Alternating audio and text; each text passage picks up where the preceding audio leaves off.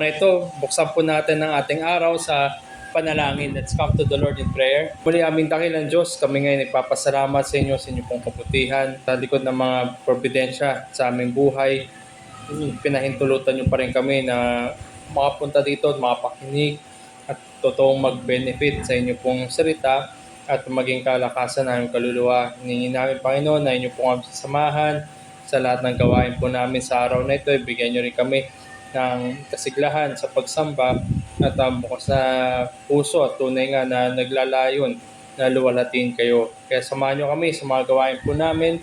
Tunay nga na matuon namin aming buong diwa sa inyo pong kadakilaan. Ito po ang aming dalangin sa ngalan ni Jesus. Amen. Sa panimula po, tayo po ay tumayo at aawit po muna tayo ng isang himno na nagbibigay, nagpapahayag ng kabutihan ng biyaya ng Diyos. Sa ating pong pagsamba sa umaga na to, sinisimulan natin sa pag-awit. Naroon sa ating awitin, nabanggit niya doon, I worship thee and pay my vow. At ito ang ating gawain, ang pagsamba sa Diyos at ang pagdakila sa Kanya. Sa awitin natin ang ating himno na All Ye That Fear Jehovah's Name. All ye that fear Jehovah's name, His glory tell, His praise proclaim. His children of His chosen race, standing in awe before His face, standing in awe before His face. The suffering one He has not spurred, from to Him for comforter. From Him He has not hid His face, but answered His request in grace. But answered His request in grace. O Lord, Thy goodness makes me praise amid Thy people's songs of praise. Before all them that fear Thee now, I worship Thee and pay my vow. I worship Thee and pay my vow. For all the meek Thou wilt provide, they shall be fed and satisfied. When they that seek the Lord shall live, and never-ending praises give, and never-ending praises give. The Lord's unfailing righteousness, all generations shall confess. From age to age shall men be taught the wondrous works the Lord has wrought. What wondrous works the Lord has wrought. Ako, pwede na po tayo makaupo. Okay, magandang umaga po muli sa ating lahat at sa pagpapatuloy po natin ng ating Sunday School na ating tinatalakay yung corporate worship, kung paano tayo sumasamba, ano yung ginagawa po natin sa ating pagsamba. Ngayon po sa linggo na ito ay titingnan natin yung mga tinatawag na elements, forms, and circumstances of corporate worship. So, bilang pong panimula ay kung maalala po natin, nagkaroon po ng masabi natin na hindi pangkaraniwan na kaganapan sa pangkaraniwang laro ng basketball. Noong pong taon na 2014, ang ating national team, ang Gilas Pilipinas, ay meron po siyang kalaban po niya bansang Kazakhstan, at may kakaiba na nangyari doon. Kailangan po manalo ng Gilas Pilipinas ng 11 puntos para po mag-advance At nung naglalaro po sila, hindi po nila maabot yung win margin na yon. So pinilit po nila na pumunta sa extra time o overtime na patablahin yung laro. Ang ginawa po nila ay nag-score po sila doon sa sarili nilang goal. Well, within the rules naman po yun. Pero sabihin natin, hindi natin nakikita pang araw-araw sa basketball game yan. At naging ang katatawanan nito para sa iba, kinainisan nito para sa iba, na nagbigay ng marka, ng reputasyon para po hindi lamang sa Gilas Pilipinas, kundi sa buong bansa at buong bayan ng Pilipinas. Ito yung masabi natin na hindi marangal na paglalaro, kundi ito yung sabihin natin na na hindi natin sure na maaaring basketball pa rin, pero hindi natin nakasanayan, hindi natin nakagisnan yung ganitong uri na paglalaro, yung i-shoot mo, i-score mo sa sarili mong goal para magkaroon ng puntos yung kalaban. So ganito rin yung titingnan natin, no? Bagaman ito yung ginamit kong example kanina sa basketball, pero i-transpose natin ito patungkol sa ating corporate worship. So ano bang meron dito sa ating corporate worship na gaya nga po ng ating pag-aaralan, yung elements, forms, and circumstances. So isa-isahin po natin to. Una po yung elements. Elements, activities that Scripture positively calls us to perform in our corporate worship. Ito yung mga bagay o yung mga aspeto ng ating pagsamba na dapat na naroon. Ito yung mga dapat na ginagawa natin sa ating pagsamba. One thing to note is that the regulative principle of worship is primarily concerned with determining which elements of worship are biblical. So ang focus ng RPW, yung regulative principle of worship, kung maalala po natin, no, ang regulative principle of worship, sinasabi po niya kung ano po yung mga prescribed na naroon sa Bible, especially in the New Testament. Ito yung dapat na meron, ginagawa ng mga Kristiyano, ginagawa ng mga iglesia, lalo na sa panahon ng bagong tipan. So narito, no, nandito sa elements, yung activities na ginagawa, ito dapat yung meron sa atin, sa ating corporate worship bilang regulative principle of worship na adherent. Ito rin yung sinasabi sa ating Confession of Faith, ang 1689 Baptist Confession sa paragraph 22 or chapter 22, paragraph 5, the reading of the scriptures, preaching and hearing the word of God, teaching and admonishing one another in psalms, hymns, and spiritual songs, singing with grace in our hearts to the Lord, as also the administration of baptism and Lord's Supper are all part of religious worship of God. So, ininumerate niya dito kung ano yung laman o ano yung mga elements, ano yung mga activities na ginagawa dapat na isang kapulungan, na isang iglesia. Naroon, no, kung babalikan natin, reading the word. As we summarize ito yung sinabi, naroon ang reading of the word, praying the word of God, preaching the word of God, singing the word of God, and seeing, yung nakikita, yung word of God. Ito yung nakikita natin, yung visible gospel. Ito yung administration of baptism and the Lord's Supper. So ito yung summary, kumbaga, ng elements na meron dapat na nakikita sa corporate worship. Although, no, hindi naman every week merong baptism. Yan. So now, let's move to the forms. So forms refer to the manner in which we go about the elements of worship. Elements muli, no, ito yung mga activities na meron dapat. Yung dapat na ginagawa ng mga iglesia at ng mga kapulungan. Forms, ito yung kaparaanan kung paano nila gagawin. So, in contrast do sa elements, yung activities na nire-require, dito sa forms, the regulative principle of worship does not strictly address the questions of form. So, ano yung pwede natin gawing example dito, no? Halimbawa na lamang, yung pananalangin, yung praying the word, ito yung isang element ng corporate worship. Kailangan na naroon, ito yung isang aspeto o activity na dapat nandun sa kapulungan. Praying the word, pwede ba tayo, sabihin natin, no, for some, nagpe-pray sila on the spot. Yung iba naman, may naka-ready o naka-prepared na prayer in advance. So, ito yung form.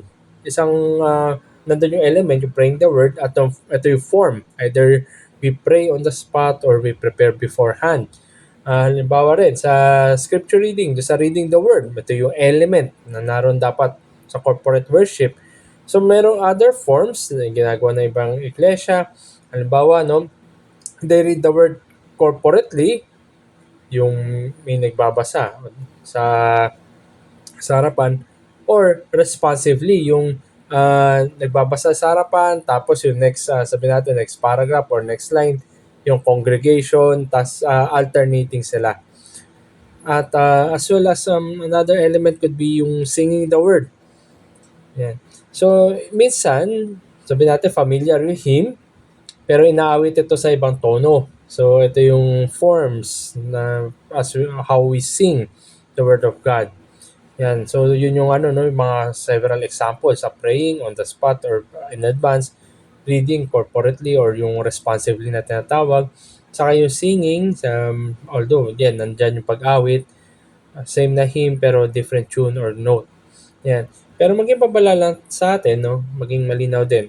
So this does not mean these questions are not important. Although hindi siya strictly na-address ng RPW, hindi naman ibig sabihin nun na hindi yun mahalaga.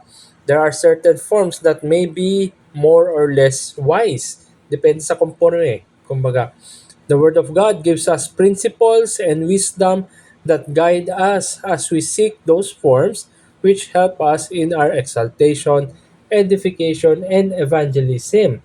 Ang salita ng Diyos, nagbibigay ng principles and wisdom na maaaring maging gabay. Tandaan natin, no? Ito yung mga forms, how we go about, yung sa elements ng corporate worship. Depende yan. Nag-iiba-iba yung sabi natin form. Depende sa ating sa kung ano yung best para sa ating kapulungan o sa mga iglesia.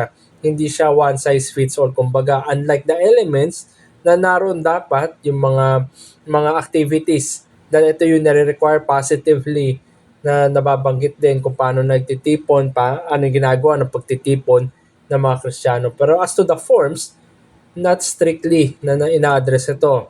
May parang may mga principles lang na binibigay na could be wise kung ganito sa iglesia or sa congregation A as to congregation B hindi naman sabi natin mas okay sa kanila yung form B, parang ganon. So yun ang pinagkaiba ng element sa form. And now yung third element nito, yung circumstances. The practical aspects of how church organizes its worship gathering.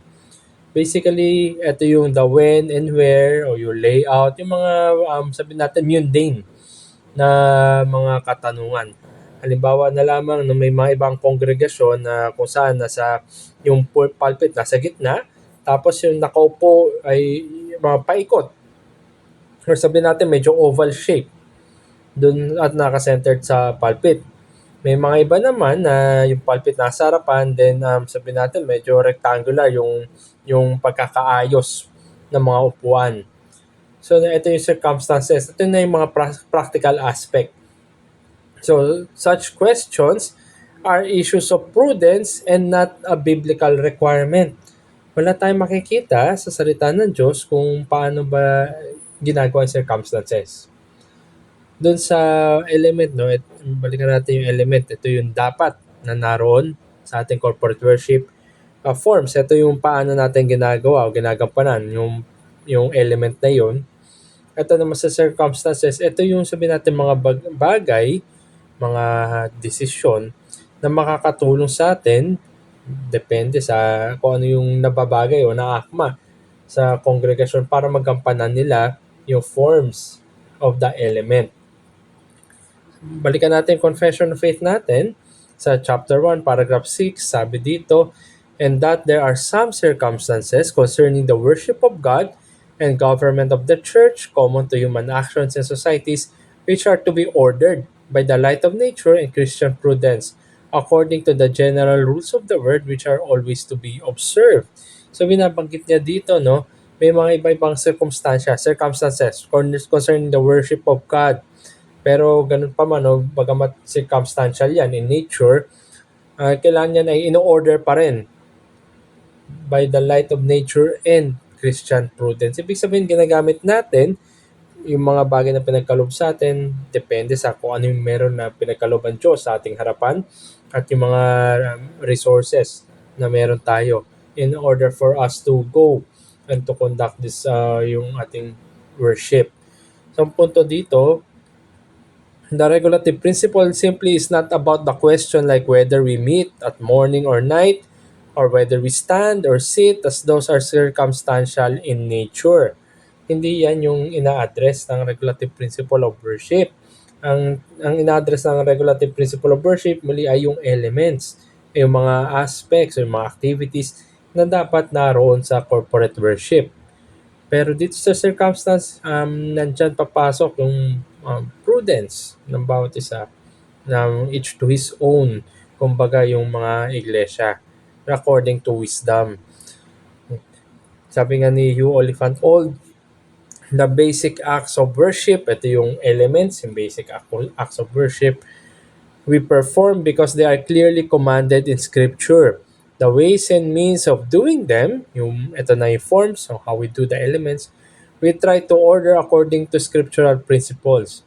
When something is not specifically commanded, prescribed, or directed, or when there is no scriptural example to guide us in how we are to perform some particular aspect of worship, we should try to nevertheless be guided by scriptural principles. Ito na yung circumstances. Ano yung sasabi niya dito?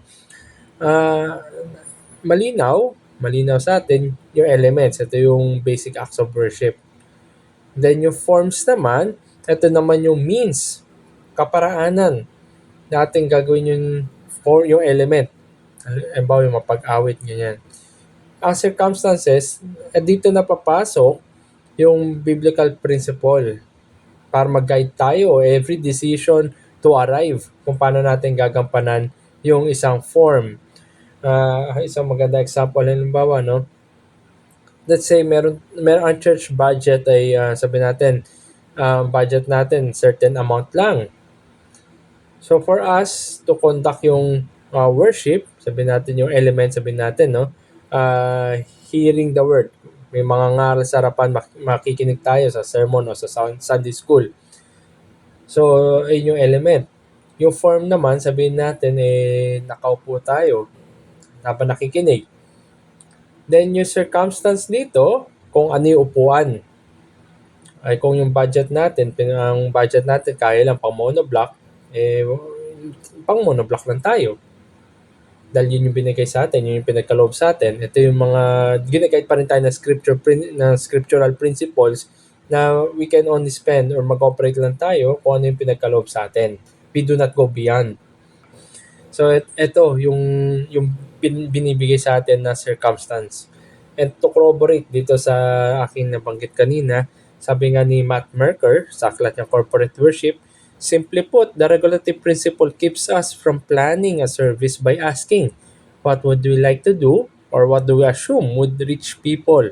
Rather, it compels us to ask, what has God called us to do? Ano ba yung kailangan natin gawin? Sabi ng Diyos, ito na yung mga elements. At dito rin papasok kung paano natin gagampanan yung mga kailangan ng Diyos sa atin sa ating pagsamba.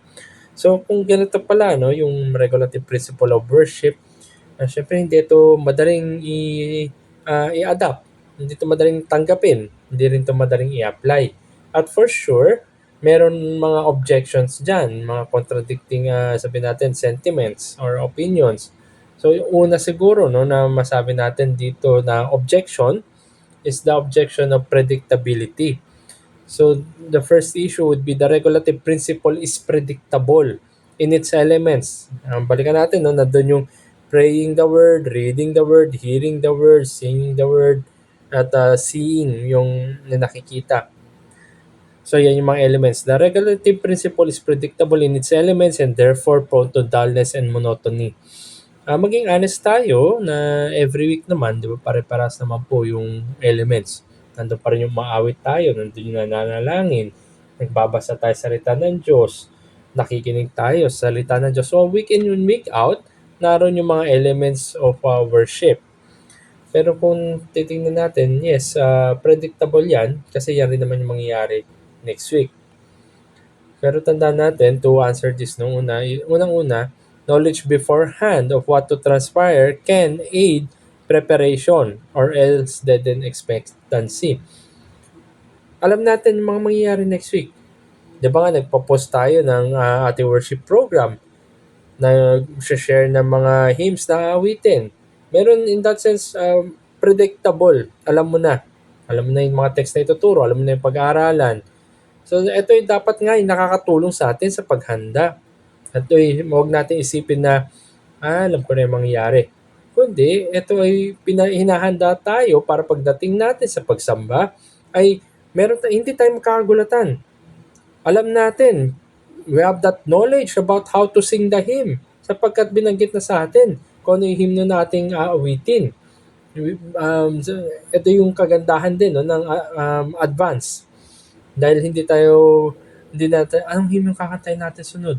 Kundi naka-order na. Or the substance of the song, yung laman, yung lyrics ng mga hymno nating awitin. Dahil nga alam na natin yung ating awitin, alam natin yung mga hymno ng ating awitin, alam natin paano natin siya aawitin. Before we come to the church, ready na tayo. Meron na tayong expectation. At alam na natin yung mga sabihin natin, no, in a way, alam na natin yung, aawitin na itong hymno na ito, tapos ito yung babasahin, tapos ito yung hymno na sunod na aawitin. So meron tayong ganun. Hindi tayo, sabihin natin, nagkakagulatan. Naayos natin yung ating pagsamba. We do it because God gave us an order sa lahat ng bagay and we serve the God of order. Then secondly, familiarity with the elements can help concentration or else have them taken for granted. Kung ito nga, yung mga elements, no, di ba naglagay tayo ng order ng ating worship service.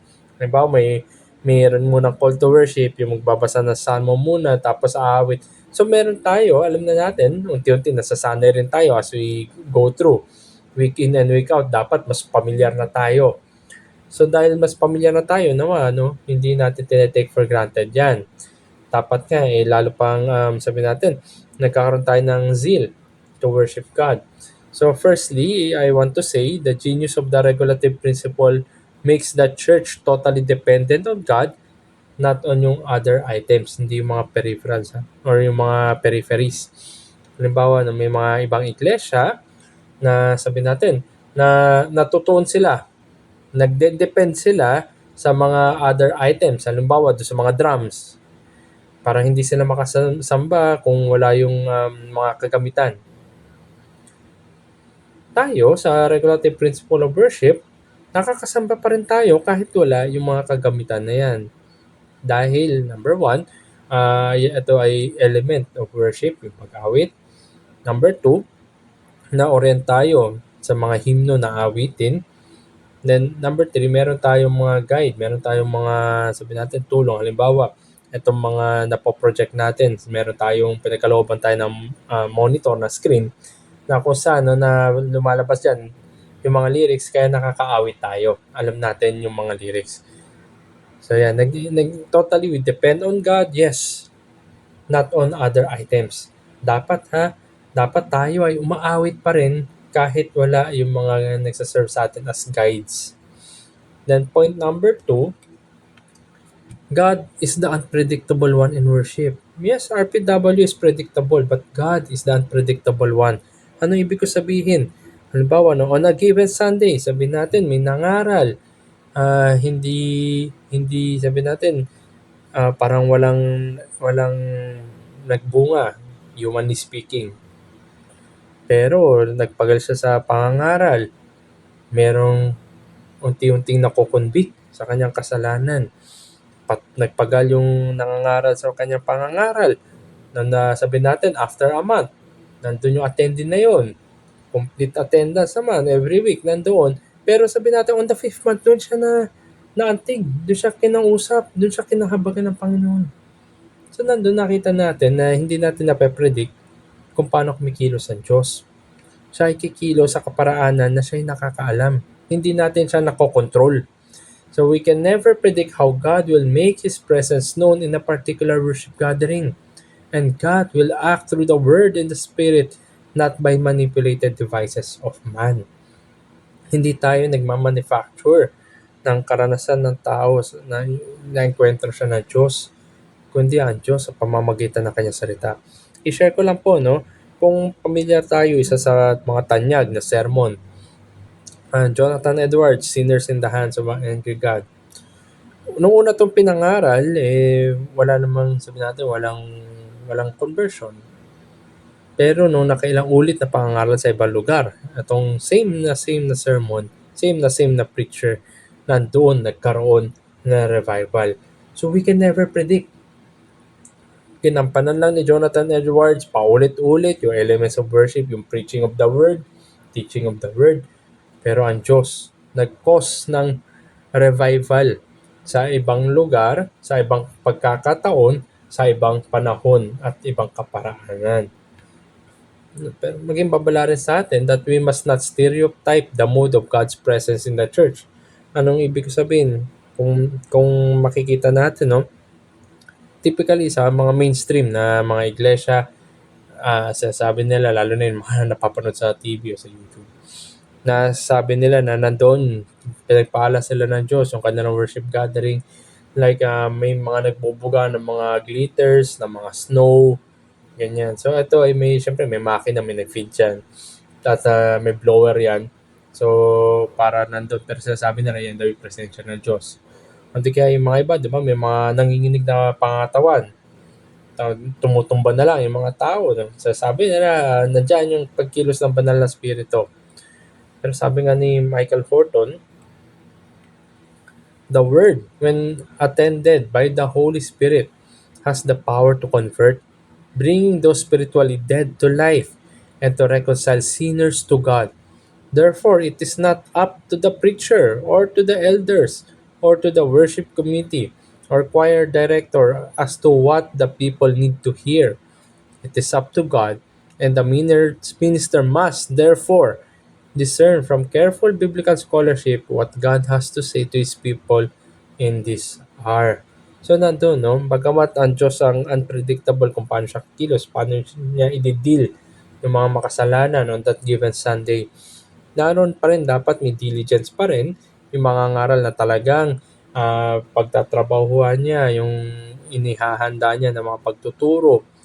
Talagang sabihin natin, pag-aaralan niya mabuti na ito nga ba'y salita ng Diyos o baka mamaya opinion ko na ito. Yung talagang pagpapagalan niya na at sasangguni siya sa Panginoon at hingin yung pagpapala at pagbibiyaya on that given preaching para tumawag sa mga makasalanan. So ito, no, makita natin, ito yung isa sa mga beauty ng regulative principle of worship. Yes, we go through yung mga elements week in and week out, but we depend on God kung paano siya kikilos on that very hour of worship. As we go through the elements beforehand, hinahanda natin ang ating sarili, hindi tayo nakakagulatan, alam natin yung gagawin natin sa pagsamba, meron tayong order sa ating worship service. Pero nandun yung tahasan na pagsandal natin sa Diyos, sapagkat tayo ay nagdidepend lamang sa Kanya, tayo ay sumasamba para lamang sa Kanya, at tayo nga rin ay sabihin natin, tumutugon na may lubos na pasasalamat papuri dahil sa Kanya. So as a review, no, at sa regulative principle of worship, narito yung elements, forms, and circumstances. Muli, elements, ito yung activities that Scripture positively calls us to perform. Ito yung mga dapat na naroon sa ating corporate worship. Forms, ito naman yung manner, yung kaparaanan, kung paano natin ginagampanan yung elements. At circumstances, ito naman yung mga practical o yung mga mundane and practical aspects of how the church organizes its worship gathering. Halimbawa, no, as an example siguro, sa pangkaraniwan na bagay, let's say, balikan ko yung ginamit ko kanina, yung basketball. So, meron tayong, ilan lang naman yung elements dito sa laro ng basketball.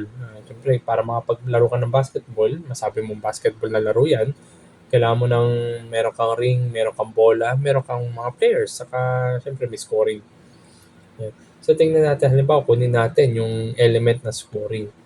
Sa scoring naman, marami kang klaseng forms. Yung kaparaanan, paano kayo score. So, nandiyan yung mga 2 points, yung jump shot, layup, hook shot, underhand mark, ganun dunk. Tapos sa free throw naman, ito yung 1 point and 3 points pag nandun tayo sa malayo. So yun yung circumstance, yung 3 point, 2 point, 1 point.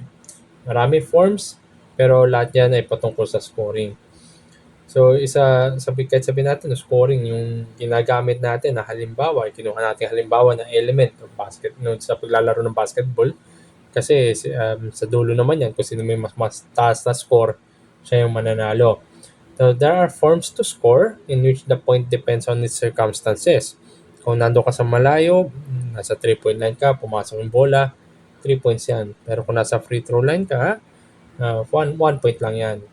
And anything in between, 2 points yun. Paano natin makikita yung, sabi natin, pinagkaiba? So without proper guidance as to the form, no, yung paano tayo i-score, kung wala tayong proper guidance, wala tayong proper training, pwede kang mag-score kahit sa mga hindi pangkaraniwan na kaparaanan. Halimbawa na lamang, lumilay up ka doon sa malayo, sa 3-point area. O, di kaya gaya ng nangyari no 2014, nag-score yung Gilas sa wrong basket. So it may still be basketball, but it is an odd way to score. So as we transpose dito sa corporate worship, tandaan natin, no, or going back, sorry, basketball is predictable. Alam naman natin mangyayari dyan. Kung sino yung mas mataas na score sa dulo, huwag natapos yung oras, siya yung panalo. Knowledge of the players beforehand and how the team plays can aid preparation. Nakakatulong yan, malaking tulong yung preparasyon at yung kaalaman. Familiarity with the teammates. Kung matagal kayo naglalaro, kilala nyo na isa't isa, nakakatulong din yan sa chemistry. And how the game will progress and unfold is unpredictable. Kahit sabi natin, no, talaga naka-ready kayo. May mga tinatawag na breaks of the game. Hindi pumapasok yung mga tira. Hindi kaya napapadalas yung pagpapaul natin. So ito yung bagay na unpredictable sa laro ng basketball. Now let's go to yung church setting, corporate worship setting. Kuha tayo kunwari ng isang element. Let's say hymn singing, yung singing of the word. That's a worship, or that's an element of corporate worship. May mga iba-ibang klaseng forms. Di ba? Yung sa mga ibang iglesia, meron silang choir. Nasa gilid o di kaya nasa harapan.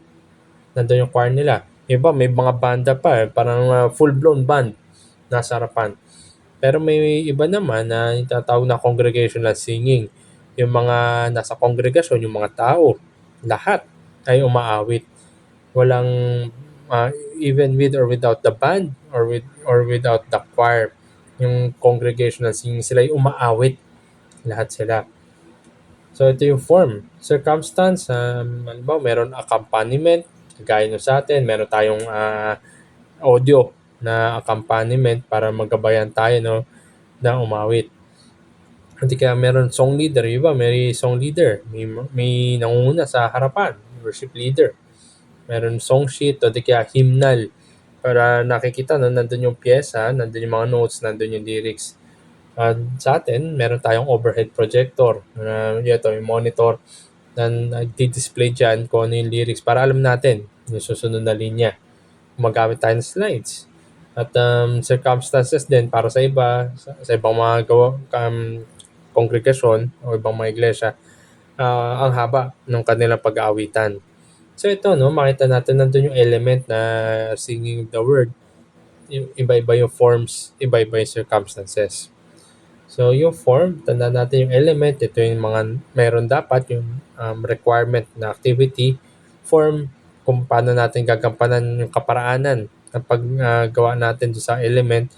At yung circumstance, ito naman yung sabihin natin, no, gagamitan natin kung ano meron sa atin para magampanan natin na maayos yung form as we perform yung element of corporate worship.